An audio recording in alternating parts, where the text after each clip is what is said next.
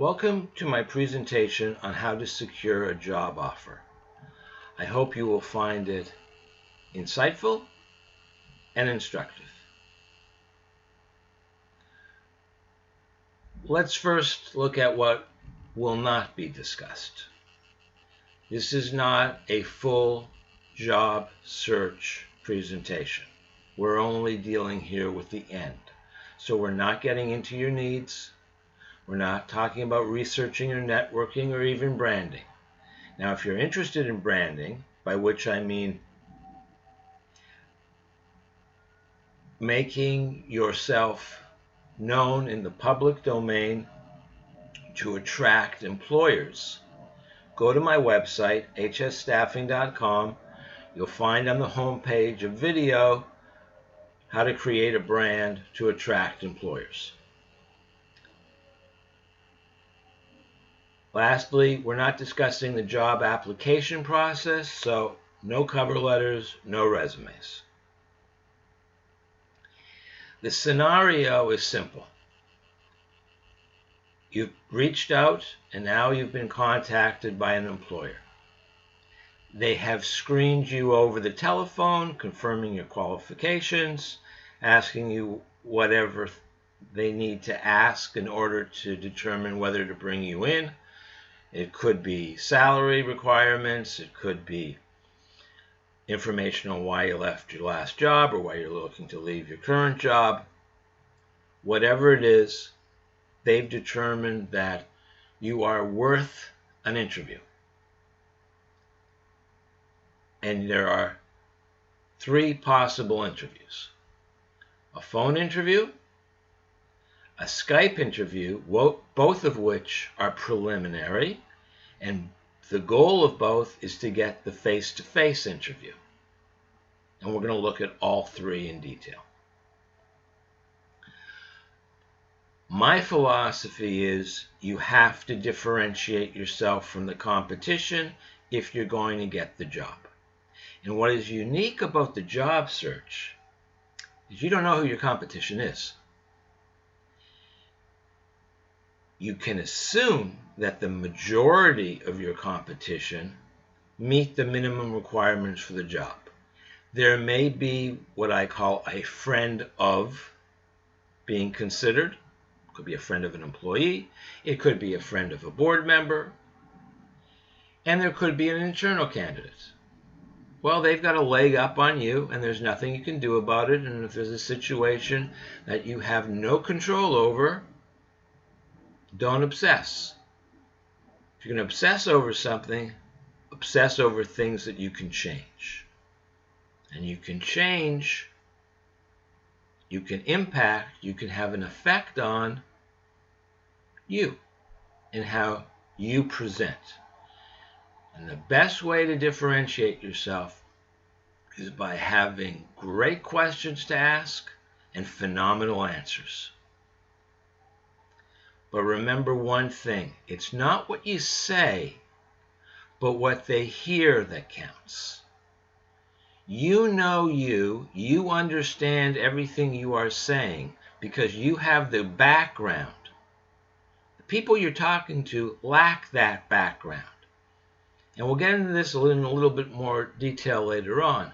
But you can say one thing, and they can hear something completely different. And if you think about it, I'm sure you'll remember a time where you were a witness to 2 people having a conversation, and they were getting angrier and angrier and angrier, and you started to laugh because you realized that they didn't realize it, but they were having 2 totally different conversations. You don't want that to happen in a job interview. With real estate, it's location, location, location. With interviewing, it's research, research, research. You have to research the company, you have to research the interviewers, you have to research the employees.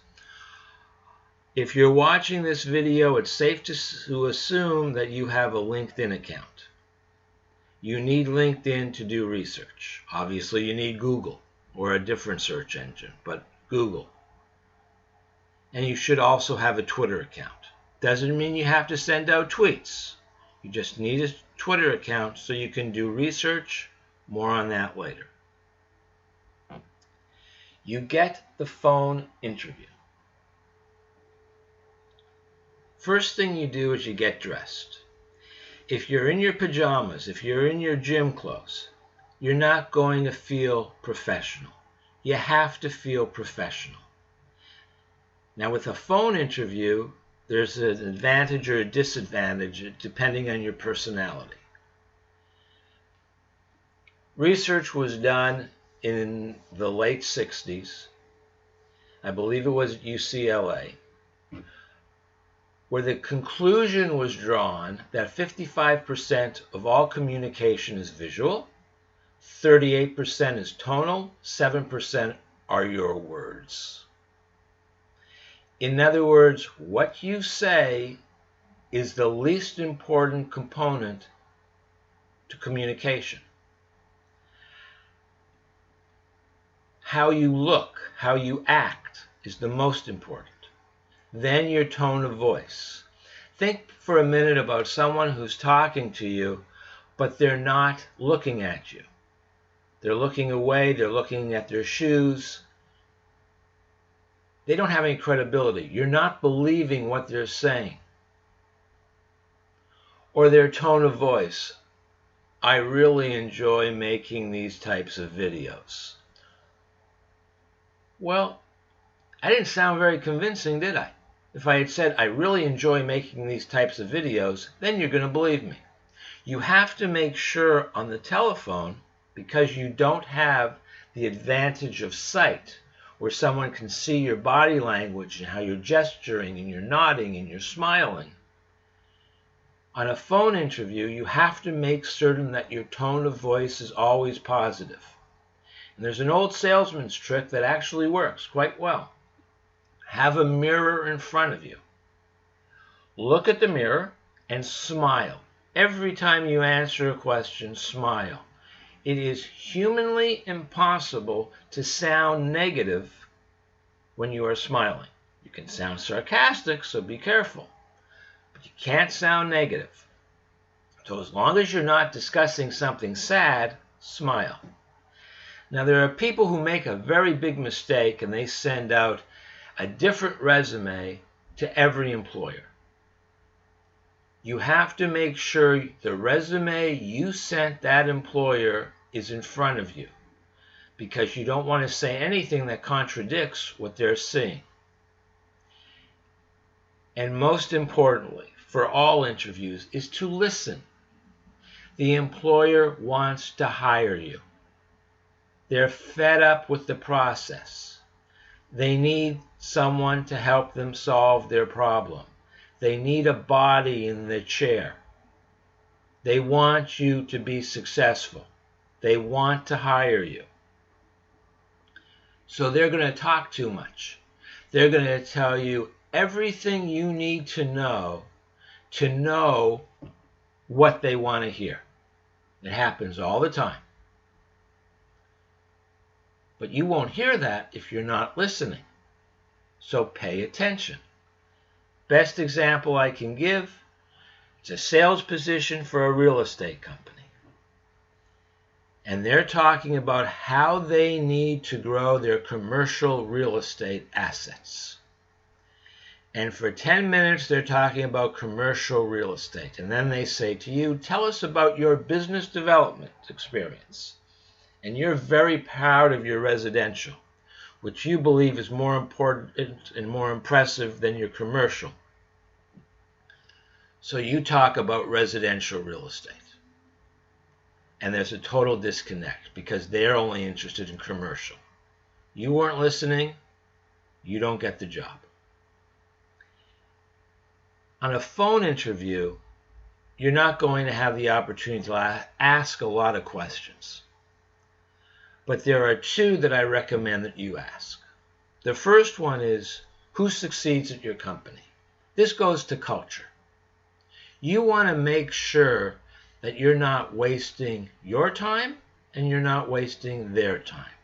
Employers are surprised by this question, but they like it.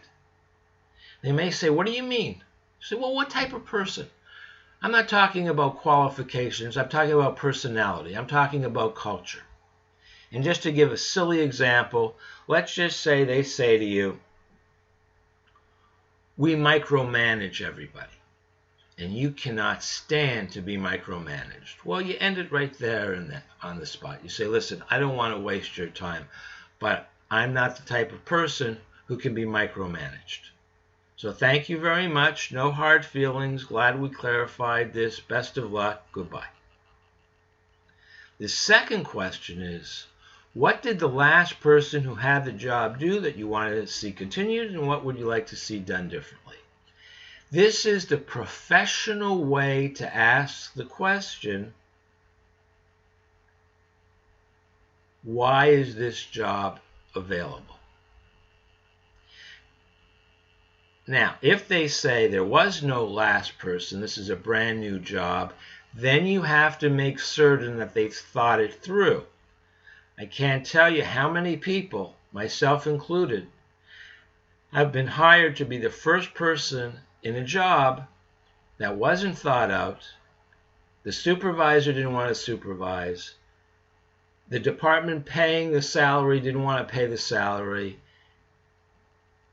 It didn't work. In my case, I saw the writing on the wall. I started looking for a job. After 6 months, had a new job after a couple of weeks. I was never replaced.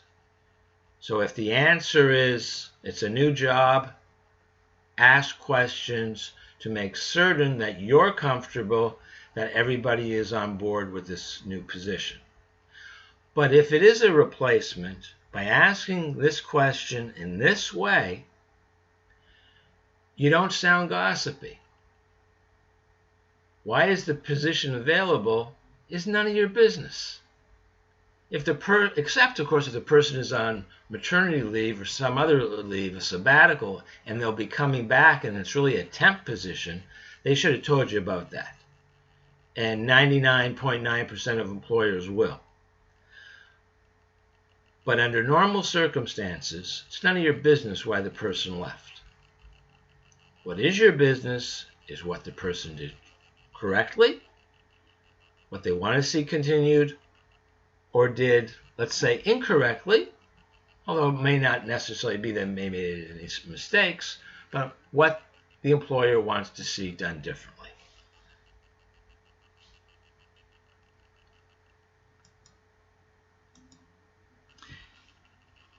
Now that's the phone interview. Now we get into the Skype interview.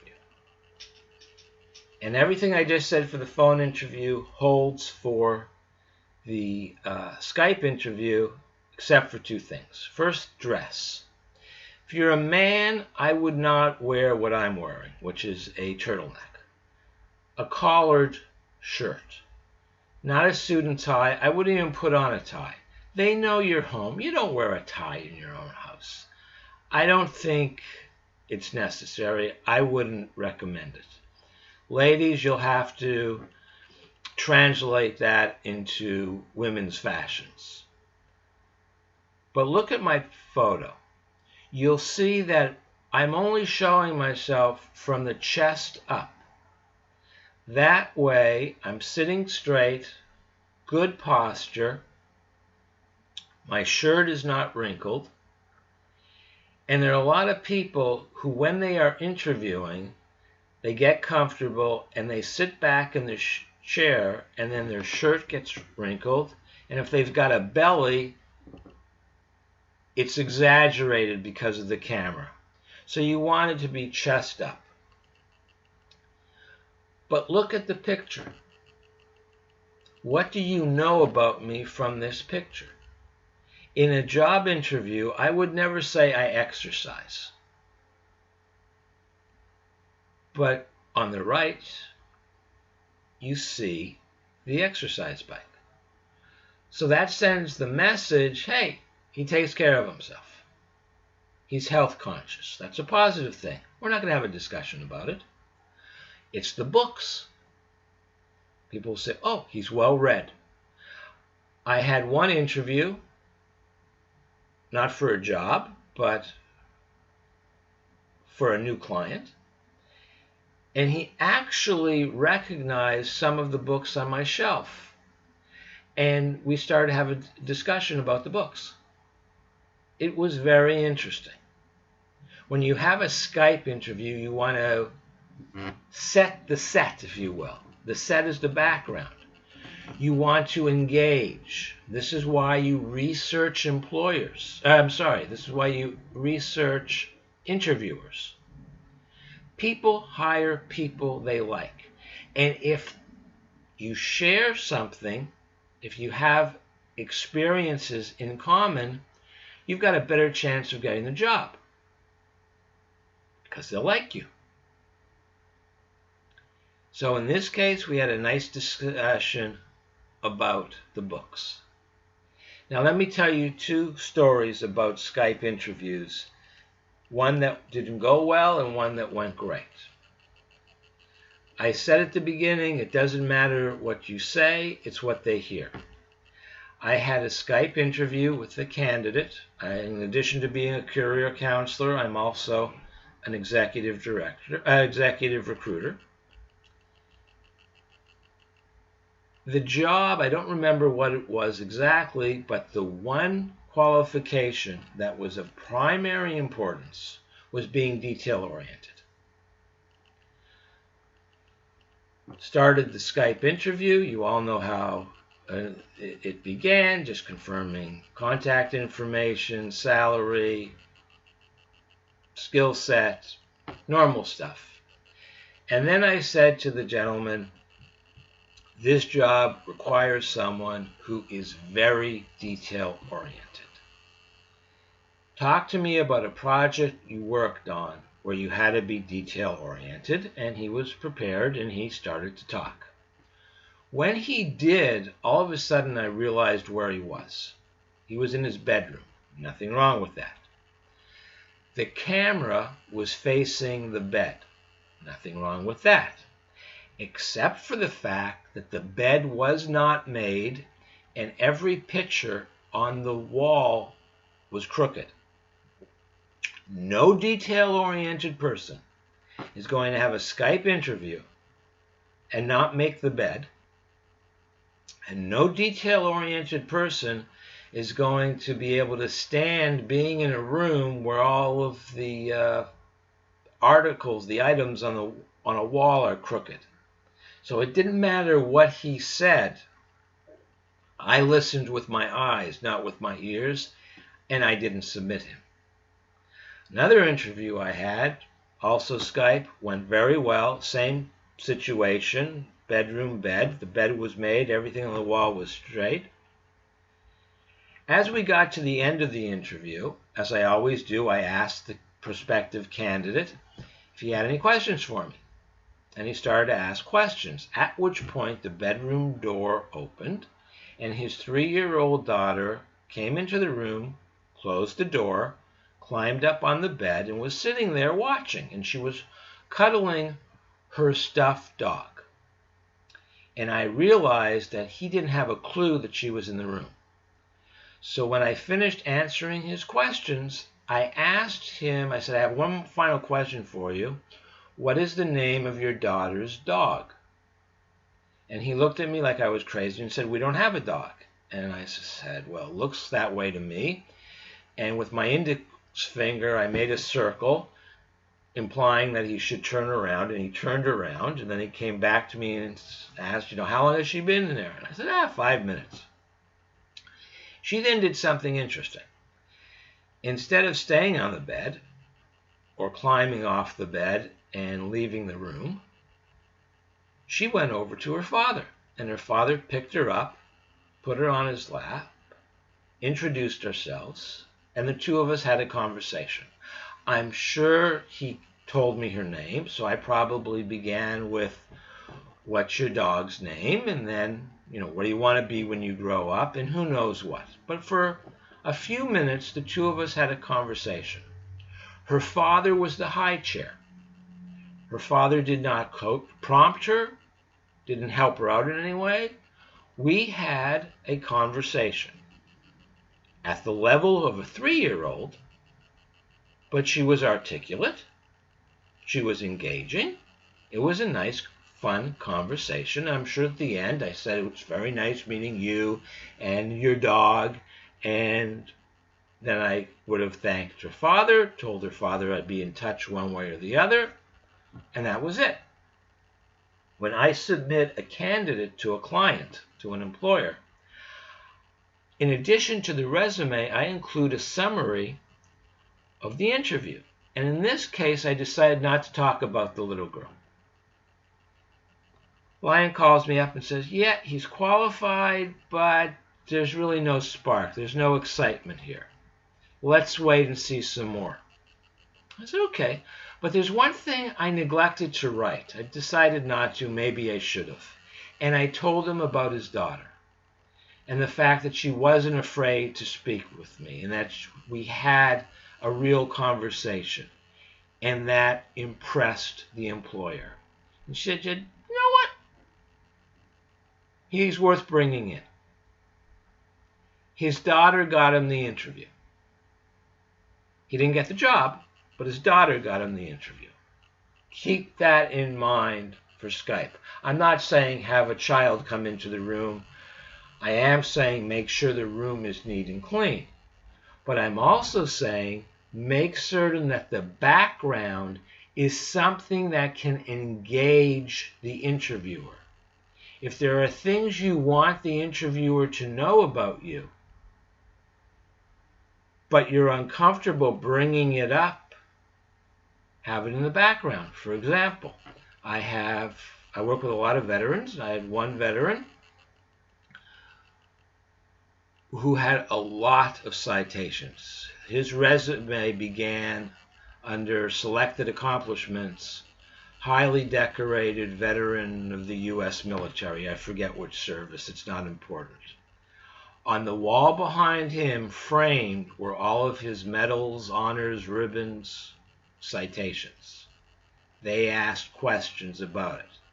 He came across as a modest person because he didn't make a big deal out of them in the resume. He mentioned them, but he didn't make a big deal out of them. You want the background to be engaging. You want them to see you not just as a professional, but as a person. So if you have awards, if you have hobbies, set the stage so they'll ask you questions about you. You did well in the phone interview, the Skype interview, you won. You got the prize, the face-to-face interview. Now, when does the interview begin? Actually, it begins at home. At the entrance to the building. At the reception area. And of course, when you're sitting down to meet. Everything's important. The interview begins at the start of that day when you wake up and you start making decisions. You want to dress conservatively, one above what you would be wearing on the job. When I started my business, a friend told me that there were 3 things I should be aware of at all times. There are 3 things that people look at when they're talking to a man. His shoes, his watch, and his pen. I thought he was kidding, but it's actually quite true. Your shoes have to be cleaned and shined. You should wear a nice watch, nothing ostentatious. We'll get to that in a second. And have a nice pen. If you're using a cheap pen that you swiped from the bank, it sends one message. Having a nice pen sends another message. And that's the other message that you want sent. No perfume, cologne, or scented aftershave. Ever. I cannot tell you how many times someone has come to me for an interview, and after 5 minutes I had to end it because I couldn't stand, physically could not stand being in the room with them. You don't want to smell. It seems like a crazy thing to have to say, but you don't want any scent at all. No odor. Nothing. Just because you think it's a nice smelling perfume doesn't mean the interviewer will. Jewelry. It all goes to corporate culture. If it's a company where everybody is wealthy and everybody shows off their wealth, fine. You have a Rolex, you have a fancy schmancy ring, wear them. But that's very rare. Usually, people don't show off. Usually, at companies, there are some people who are wealthy, some people not so much. And the wealthy don't want to make their colleagues feel uncomfortable. They might in the parking lot, but not in the office. So you tone it down. Tone it down. As I said at the beginning, dress conservatively. That not only pertains to the clothes, but also to the accessories. Please turn off all your electronic devices. I cannot tell you how many people lost out on job offers because throughout the interview, something was buzzing, humming, ringing, and the person couldn't find the device, couldn't turn it off, was apologizing. Everything shut off. Not muted, shut it off. Don't use your phone to take notes. Old school. Pen and paper. That way they realize you're taking notes and they don't think you're texting your friends. If you're late for a job interview, you're not going to get the job offer. Arrive 10 minutes early.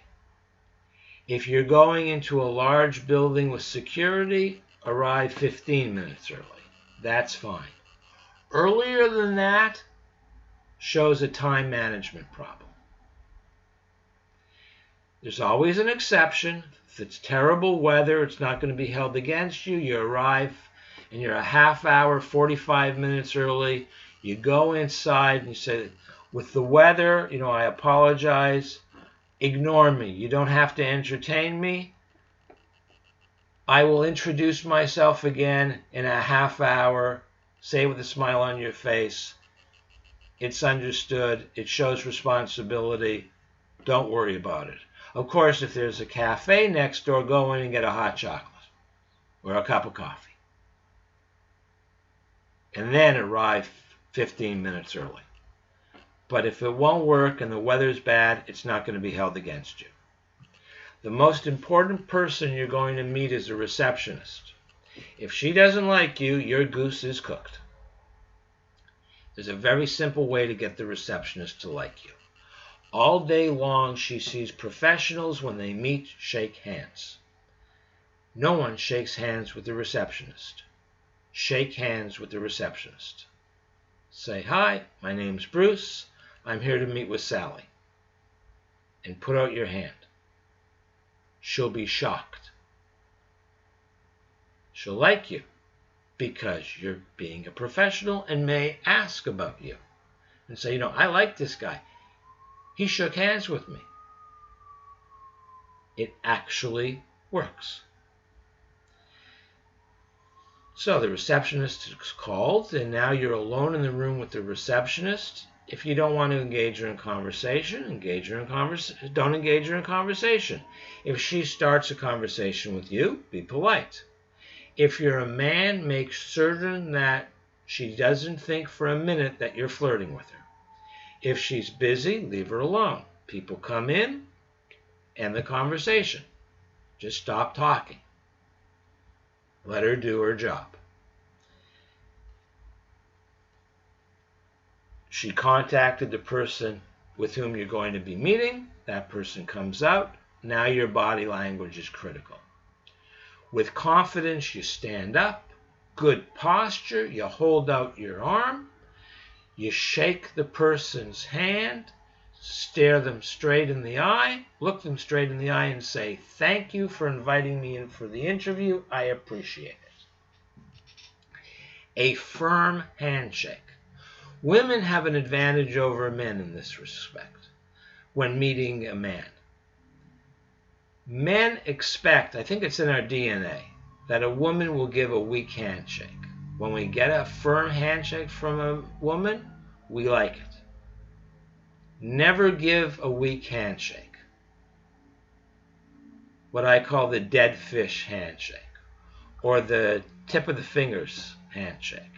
You want to give a firm handshake because this is the first and probably only tactile contact you're going to have with the interviewer. And a firm handshake shows confidence. You've met, you've shaken hands, now you go into the room for the meeting. Body language is crucial. You're seated. Sit up straight. Lock the chair. Most chairs can go back. Lock the chair so that it doesn't go back. Sit up straight. Do not lean forward. When we get excited about something, when we're really into something, and we're seated, we naturally lean forward. If you're already leaning forward, it looks kind of silly if you lean even more forward. So don't lean forward. Be animated. Make eye contact. Never look down. When you look down, the science says when you look down to the right, you're constructing an answer. When you look down to the left, you're lying. When you look up, you're thinking, you're trying to remember. We all know that from school. Never look down because people immediately assume when you look away from them, you're lying. You can get away with looking up, but not looking down. No negativity. Even when you're asked a question, and we'll deal with some in a little while, you never want to say anything negative. And when you have to say something negative, as in what are your weaknesses, you always end on a positive. Don't lie. If you lie in an interview, just like if you lie on your resume, you can be fired for cause even if it has nothing at all to do with your job. Employers don't want liars working for them. Don't lie. When you have a difficult situation, I can't tell you how many times at speaking engagements, when the audience has questions, or career counseling clients, they say, I don't know, how should I address this issue? My answer is always the same thing. Tell the truth. Listen. As I said previously, I won't repeat myself, about the real estate. They talked about commercial, you talk about residential. Listen so you know what they want to hear, so you can tell them what they want to hear.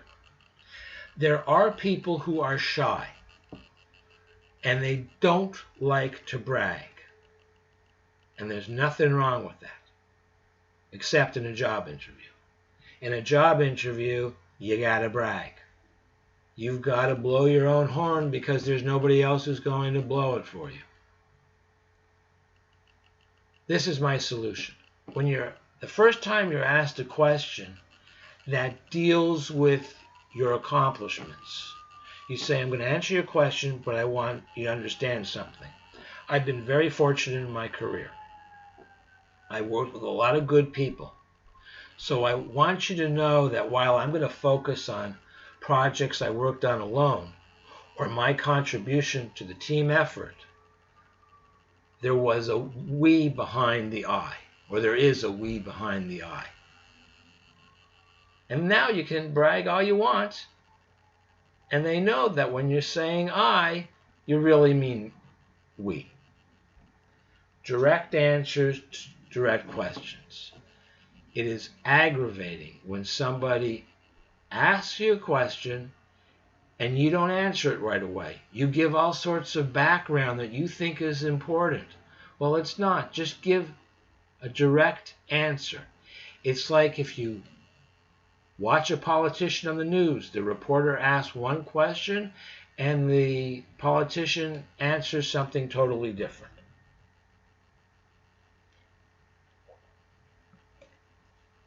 Be succinct. You do not want to know how many people have talked themselves out of job offers. Got to tell you, we can't hire her, we can't hire him, talks too much, couldn't get a word in edgewise. And usually when people talk a lot, that's because they're nervous or because they don't have anything to say. We all know people who talk, and say nothing. You have to have questions to ask. If you don't have questions to ask, that means you're not interested in the job. And in a little while, we're going to look at the questions to ask and obviously also questions to answer.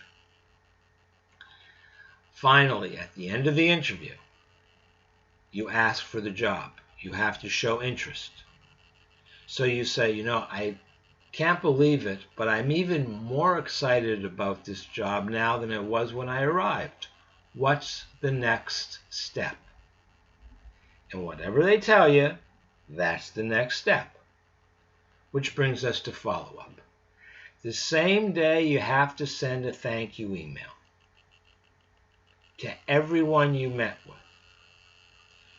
You have to confirm what needs to be confirmed. You have to correct any mistakes you made, and you have to clarify anything that needs to be clarified. The letters will always begin the same, and everybody gets a letter, and they will be compared. And if you met with 5 people and you cannot write 5 different emails, that says a lot about your creativity, and it's not very positive. You do not write the type of letter that I've seen far too often. Dear Joe, thank you so much for interviewing me for the whatever position. I truly appreciate your time and candor and professionalism. I can't begin to tell you how much I want to be a part of your team. I look forward to hearing from you. Sincerely yours. That's the type of generic thank you that can be said for any job from dog catcher to president. It has to be personalized. It has to be real. And again, it has to be different for every interviewer. So how do you do that? Everyone you meet, everyone who interviews you, you ask them, if I were to get this job, how will I be able to make your life easier? Write down their answer. During the interview, if you're meeting with a group of people or you're meeting individually, write down the first unique question that everyone asks you. You can assume that for that person, that's the most important thing. Now, if you're meeting with a group of people and a couple of the interviewers get into an intense discussion, I don't mean a fight, intense, passionate discussion, write that down. Then choose one of the 3 to focus on when you're writing that thank you email. It's the middle part. After the thank you for interviewing me for the blah blah position, it was a pleasure meeting you, and before the ending, which is thank you again for the opportunity. I look forward to hearing from you sincerely. That middle part, after you've confirmed, corrected, or clarified, if confirming, correcting, and clarifying were necessary, focus on one of the 3. The how can I make your life easier answer, the first unique question, or the topic of the intense conversation. Because at the end of the day, that thank you email has to prove to them that you were listening, you heard what they had to say, and you understood it. Now, this is a judgment call. Some people like to send a handwritten thank you note. Others do not. It's up to you. It's a nice touch. May not get you a job. It definitely will not harm you.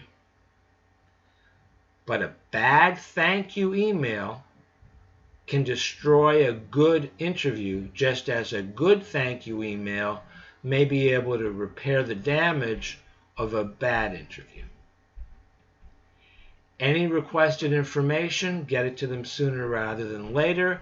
And if you can't do it at the time, then in the thank you email, say, I hope to be able to get the information that you requested tomorrow, or the latest the day after.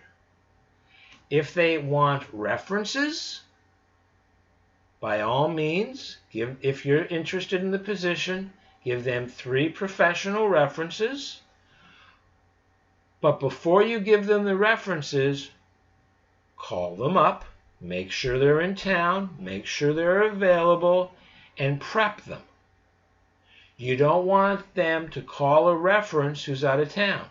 You don't want them to call a reference who's going to say great things about you, but doesn't realize that they should focus on a specific topic. You have to prep your references. They will do a background check in most cases. If they're going to find something negative, tell them about it. As long as they're not surprised, it won't be held against you. Now, the only way they can do a background check is if they have your Social Security number. Never give out your Social Security number until you have received a conditional letter of employment which states we want to offer you this job at this salary, etc., etc., etc., on the condition or pending the results of the background check. You don't know these people. Don't give strangers your Social Security number. I once lost out on a job because I refused to give my Social Security number. They had the application form. There was a place for the Social Security number. I said, I don't know you. I'm not giving you my Social Security number. What's your Social Security number? Well, I didn't get the offer. I didn't get the interview, or I lost out on the interview. I was there for the interview, and I don't regret it. Never give out your Social Security number. Finally, Google yourself. See what's out there. Because they're going to Google you. They're going to look at your LinkedIn profile. They'll see if you have a Facebook account. If you have a Facebook account, make it private. If it's public and you are acting unprofessionally in the photos, or your friends are acting unprofessionally, which will be the case almost always, you don't want that. Well, maybe I'm exaggerating, not always, but you want to send a message that you keep your private life private. And the easiest way to do that is just to make your Facebook page private.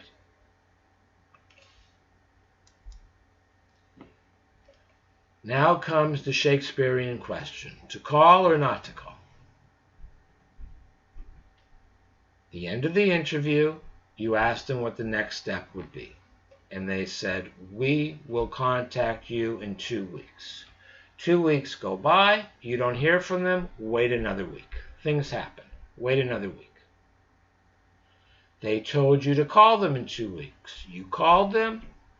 They took the call, whatever the conversation was, that's it. They didn't take the call, so you left a voicemail message. Hi, Jane, it's Bruce.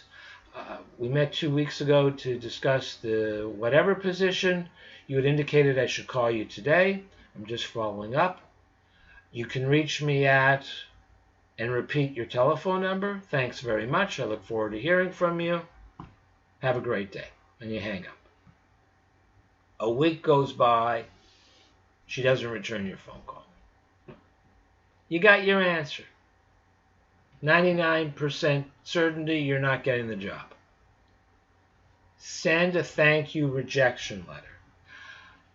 Previously, I knew of a couple people who did this and it worked for them.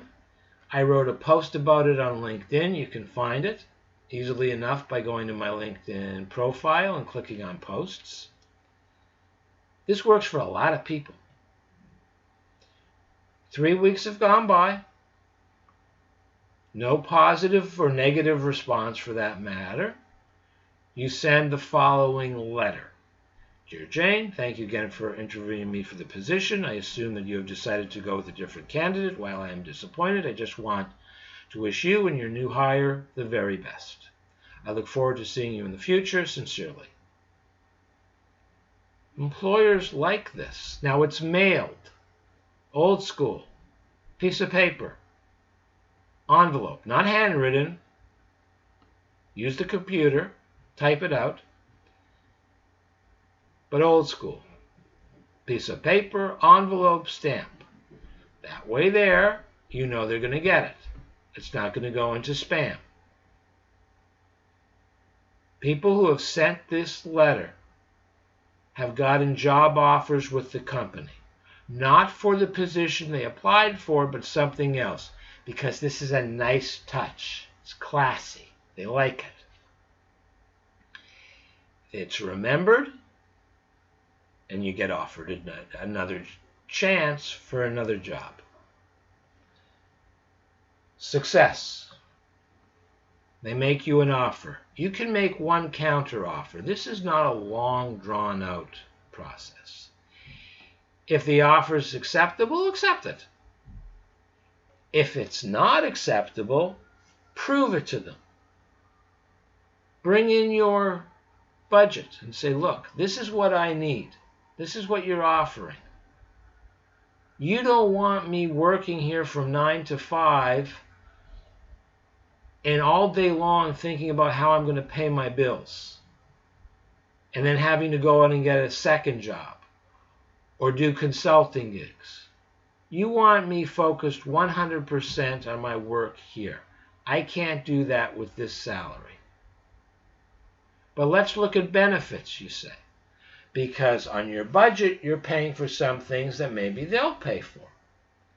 So then you may be asking for less money than originally thought. Now, I had this happen twice with candidates for my executive recruiting clients, employers. In both cases, coincidentally, they offered my candidates $10,000 more than they were currently earning. In and of itself, good offers. But in the first case, the man calls me up and he says, my wife says no. Why? Now, if you happen to be in New York City, you'll understand this. If not, transportation on public bridges and tunnels is kind of expensive here. And his wife pointed out that the commute would entail him driving every morning, every day over 2 bridges. It was going to cost him $5,000 more to take the job. It didn't make any sense to change jobs for a net gain of $5,000. I called the employer, no problem. They gave him the extra $5,000. It's not worth $5,000 to start the process all over again. They wanted him. The second case, same story, only not commute, but health benefits, health insurance. If there's a practical reason, most employers are reasonable, you'll be able to negotiate. If you're going in and saying, I need another $5,000 because every summer we go on a European cruise, you're not getting any money. If it's practical, if it's based on needs, people are reasonable. Employers are reasonable. Just tell the truth. Now we come to the questions you need to ask. And as I said, you can differentiate yourself by asking really good questions. Go to the company's Twitter account. See who they are following. And then ask, why are you following, let's say, the British consulate on Twitter? I guarantee that the people who will be interviewing you won't have a clue. They won't know. And that's okay. You say, why are you following the British Embassy on Twitter? Are you planning to expand into Europe? They'll say, I don't know. And that's fine. Because what they're also going to do is afterwards, they're going to go to the boss and say, this guy Hurwitz asked us why we are following the British Embassy on Twitter. Boss won't know. It's probably done by some intern who they hired when they knew they had to be on social media but didn't know what it was all about. So they hired a summer intern to do it. And he might have been thinking about taking a trip to England, so he decided to follow the British Embassy. Something as simple as that. But the boss will say, hey, this guy Hurwitz prepares well for meetings, for interviews. I'd like to meet him. Next question. You've done your research. You've found a press release, and you tell them about it. I did this once. I said, you issued a press release 2 years ago on whatever the subject was. It intrigues me. Can you tell me about it, and would I be involved? And I'm being interviewed by the director and deputy director, and they both looked at me like I was nuts, and they didn't have a clue what I was talking about.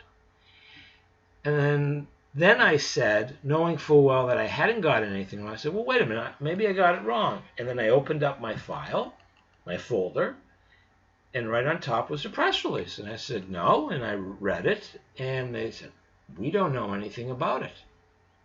And the director asked me if she could keep my copy of the press release. And I said, sure. If you offer me the job, I don't need it anymore. And if you don't offer me the job, I don't want it anymore. So they both laughed. I made a little joke. You have to be careful about humor, because if you tell a joke, it could backfire. So self-deprecating humor usually, not always, works. Be very careful with humor. I did not, I must say, get the job offer. They hired an internal candidate, but to this day, I'm still friends with the director. Next question. You go to the LinkedIn profile of the last person or the current person who had the job. And you say, can you explain to me the difference between their profile and what they list as their responsibilities and the job description? Because on their profile, they said they do A, B, C, and D. And on the job description, D is gone, but you've added E and F. Now, that's a question they should answer. And unlike the Twitter and the press release, they're not going to ask somebody else what you're talking about.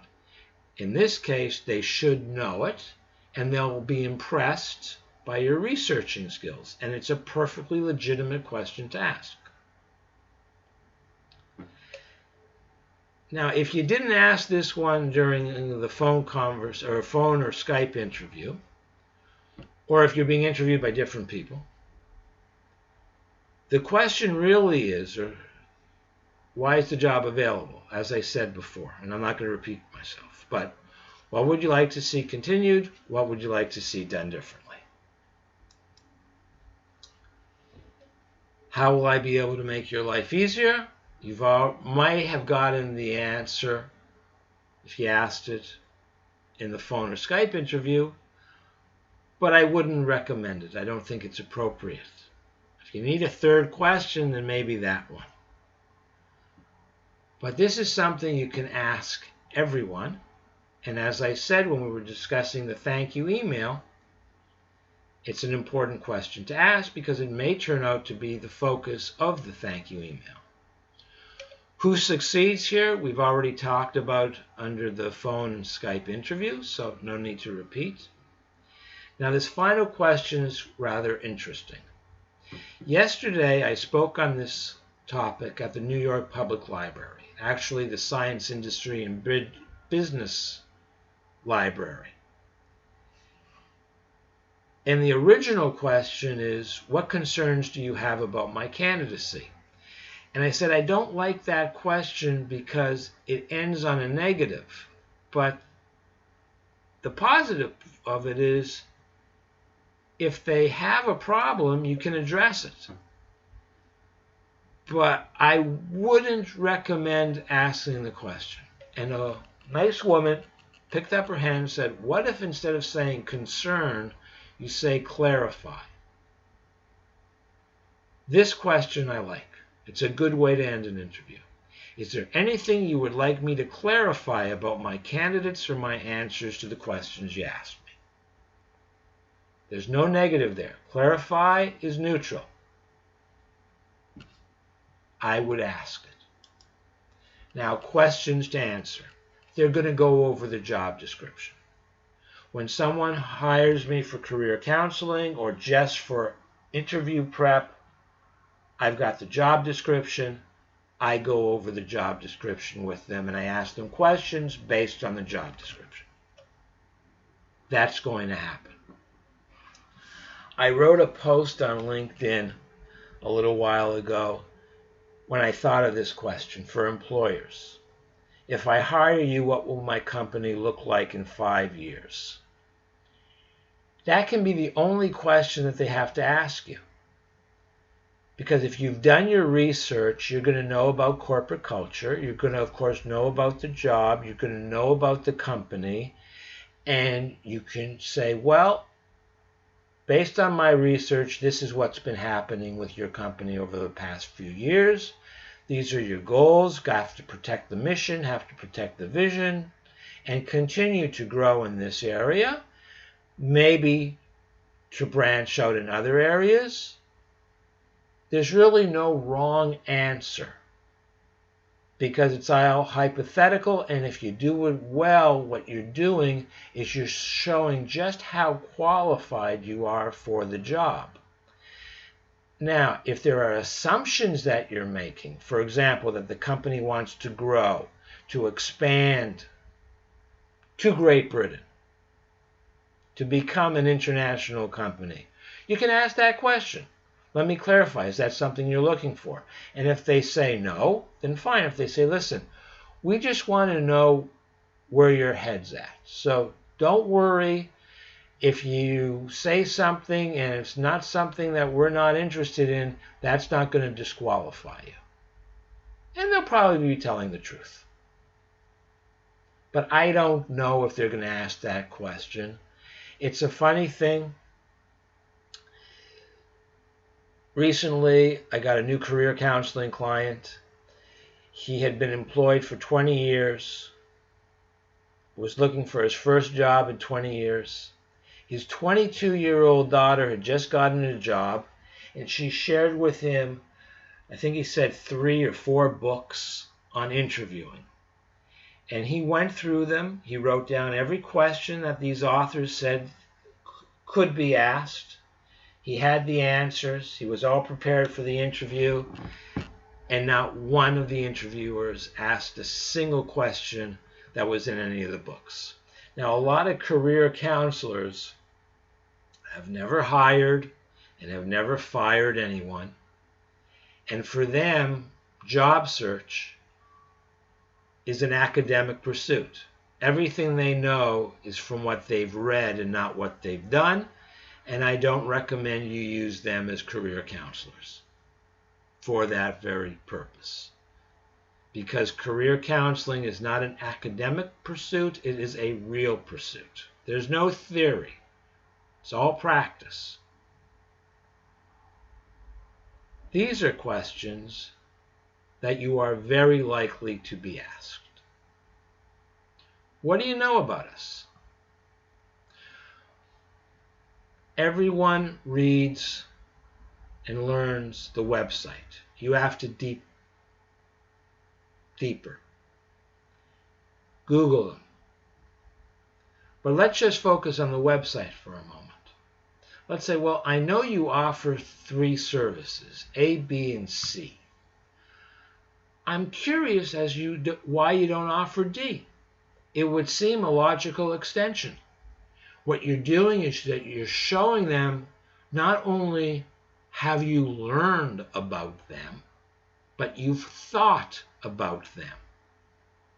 And employers like people who think. Why do you want to work here? Great answer, especially for quote-unquote older workers, if it's true.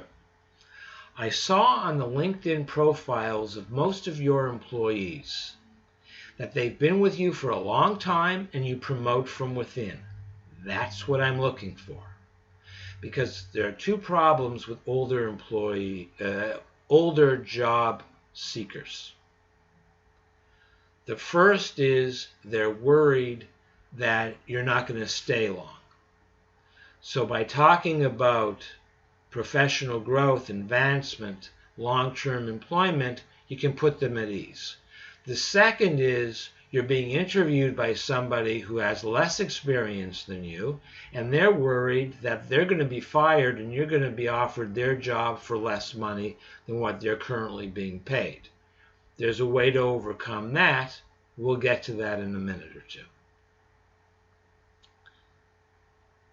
What are your weak... Oh, another thing. From press releases, you could say, I saw press releases and also articles that your leadership have received numerous community service awards. I like that. I want to work for a company that's community-minded, that's community-oriented. You notice I'm not saying to praise the company. You do great work, your products are magnificent, your service is world-renowned. None of that stuff. That's just empty platitudes. You're giving them practical reasons. If you are applying for a job at a nonprofit, you of course say, well, first I believe in the mission, and then prove it, and then get into the long term. What are your weaknesses? Everyone has a weakness. If you do not tell them what your weaknesses are, it shows you're not self-aware or you're lying through your teeth. They're not going to hire you. It's like if when they say to you, do you have any questions for us? And you say, oh no, you've been most forthcoming. You've answered all my questions. Well, that just means you're not interested. You didn't prepare well, and you think they're stupid. So tell them what your weaknesses are. I go back to what I said at the beginning. It's not what you say, it's what they hear. So when I said in response to that question, I'm terrible at following directions, they heard Bruce cannot, if we call up Bruce and tell him to do something, he's not going to be able to do it. He's not going to be able to come up with a strategy, and he's not going to be able to implement it. But that's not what I meant, and luckily it got cold in that room very quickly, and I could read their body language, and I knew that I had made a mistake, and I realized what it was. So I went back and I said, I want to clarify my previous answer. I did not mean that if you call me up, I can't do what you tell me to do, or I can't come up with a strategy and implement it. What I meant was, and now we have self-deprecating humor, I am geographically challenged. I can get lost going around the block. So my solution is, A, I give myself plenty of time so I'm never late for a meeting, and B, if you need a kidney, you can have one of my kidneys, but you can't have my GPS. People chuckle, I get the job offer. I had one career counseling client who came to me just for interview prep. 2 hours I'm interviewing the man. We're going over probably 10 job descriptions, all for jobs that he was interviewed for. And I can't figure out what he did wrong. It makes no sense to me. And yeah, you can do everything correctly and still not get the job because there's somebody they like more, but not 10 times. So then I went to the basic questions. And because he was so impressive, I didn't even think of asking them. So what are your weaknesses? He says, I'm a procrastinator. What else? No, that's it. Well, you told them you were a procrastinator? Yes. Well, what else did you tell them? Nothing. I'm a procrastinator. So I looked at him and I said, so let me see if I understand this correctly. You've told all these employers that you're a procrastinator and you don't understand why you're not getting any job offers. And he looked at me and I said, what do you do about your procrastination? He said, it's silly. I said, I don't care. Tell me.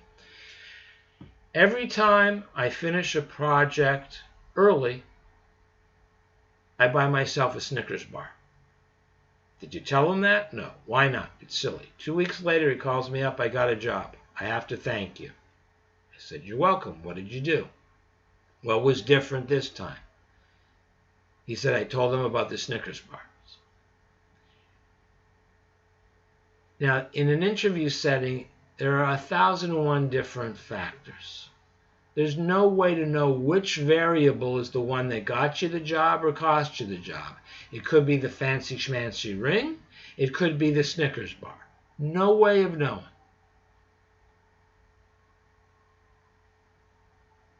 But the important thing is you're showing that you're self-aware.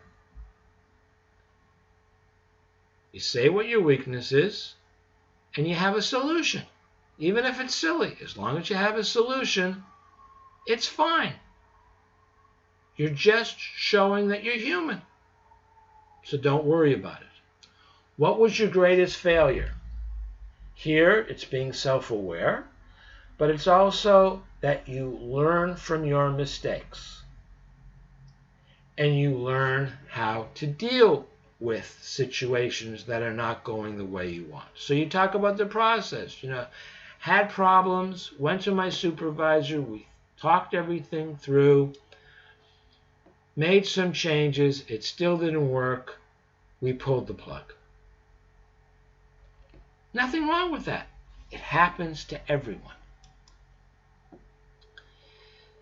Why did you do something a certain way? They say on your resume, you talk about this project, how did you do it? You tell them. Truth of the matter is they do it the exact same way, but they're going to argue with you. They're going to say, well, why did you do it that way? Why didn't you do it this way? They just want to see how you deal with criticism. Do you become defensive?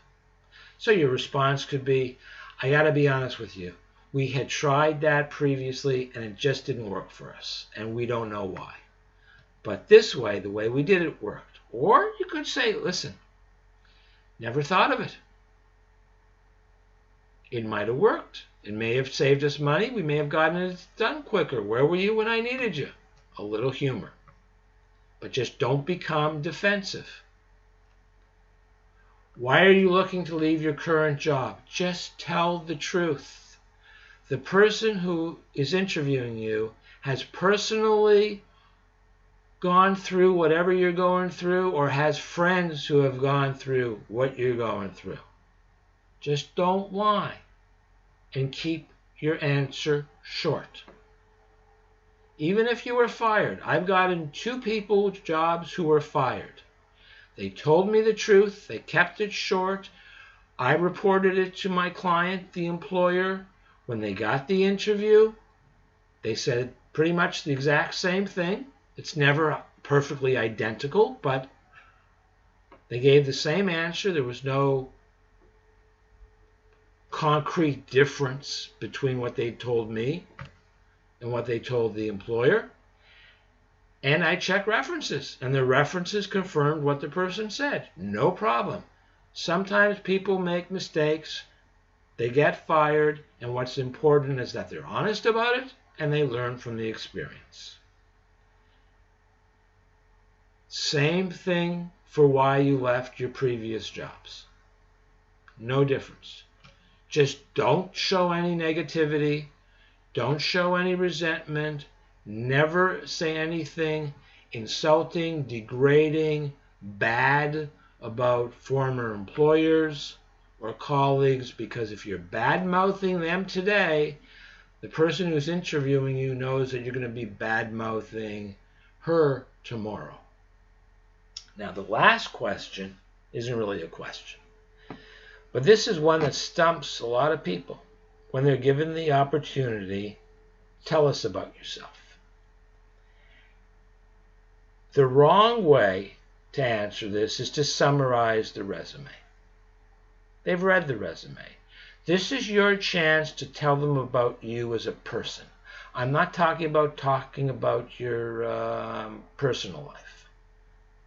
You're talking about you as a professional. This is the answer that I give. Now, if you were looking at my resume, you'd see executive recruiter, career counselor, nonprofit professional, fundraiser, marketing, PR, community relations, media relations. And you would think that my answer would pertain to one of those, but it doesn't. What I say is the following, and every time I have told this story, I have gotten the job, except for the one time I lost out to an internal candidate. So what do I say? First thing I do is I change it a bit. Instead of saying, I say, I'm going to tell you about my best day on the job. When I was the assistant director of the Jewish Federation, one of our divisions was a Y, like a YMCA. This was a YMHA. The program directors wanted to have a community fair for Hanukkah. Games for the kids, junk food, a few hours of fun. We make money, fine. We lose money, that's okay too. Just a way to thank our members, thank the community. A nice day out. And then they looked at me and they said, we need a volunteer to dress up as Barney. Now, not Barney Rubble, as someone misunderstood, but as Barney the dinosaur. This was the late 90s.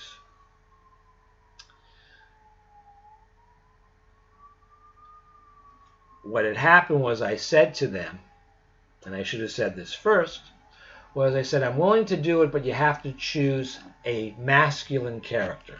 So they chose Barney. The costume arrives, I put it on, I'm 7 feet high, and there's so much foam rubber that I can't get out of my office door walking straight. I have to leave on an angle. If you ever need to lose 8 pounds in 4 hours, I know how to do it. It's all water, but still. The fair was taking place in our gymnasium. I walked into the gym, and the kids went nuts. They all had Barneys. They were the little Barneys. 7-foot Barney scared the living daylights out of them, and there was nothing I could do. For 4 hours, I tried everything I could think of. None of the little kids would have anything to do with me, and the big kids spent 4 hours pulling my tail. It was a disaster. We chose the wrong character. Now, a little aside. You'll recall I said that they chose the character. Now, when I'm telling the story and what happened, I'm taking partial responsibility and saying we chose the wrong character. Part of a team. Sending a subliminal message of teamwork. But anyways, the next year, I was Big Bird. Big Bird is supposed to be big. And this time when I walked into the gym, the kids went nuts the right way. Especially one little girl. She came running over to me. She grabbed the whole of my leg and literally stopped the flow of blood. She was holding on so tight. And I pried her off, held her hand, and for 4 hours I was either holding her hand or she was on my leg. When I had to take a break, I'd give her to her father. He'd say, Big Bird will be back in a few minutes. And when I would return, approaching the gym, she would be waiting at the door and she would make a beeline for me. This went on for 4 hours.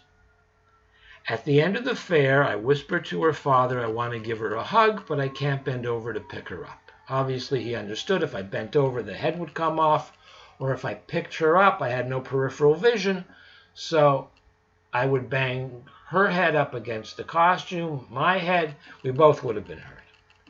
He picks her up. She gives me a hug. There are 3 hugs you get from children. There's the hi, nice to see you hug. Now I'm going to go back and do what I was doing before you arrived hug. Then there's the, oh, thank you for the present. It's just what I wanted.